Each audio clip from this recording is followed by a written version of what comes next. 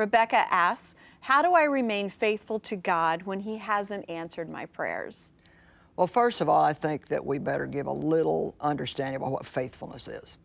You know, faithfulness, if I just put it simply, is sticking with something when you don't want to anymore, when you don't feel like doing it, when it doesn't seem like it's working.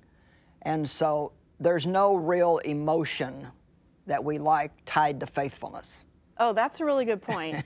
So it's not connected at all to if we feel like we should be faithful. No, not at all. So her question, how can she remain faithful to God when He's not answering her prayer? Well, first of all, a delay is not a denial.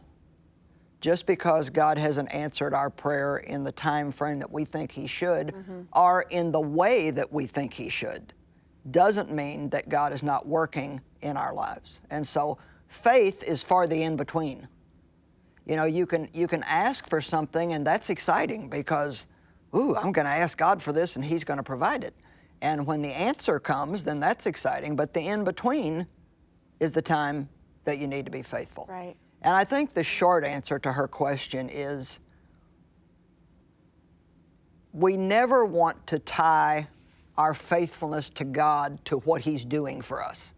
Because if we do that, then our motive for even wanting to have a relationship with God is a little bit off base. Right. As long as you do what I want. We should serve God for who He is, not what He does for us. Delight yourself in the Lord, and He will give you the desires of your heart. And there are tests that we will go through in life where we won't get what we want when we think we should get it. And I'll just say this, and then we can go on to another question. You know, the attitude that I've learned to take, and it's not always an easy one, but is that if I don't get what I want, God's not ever holding out on me.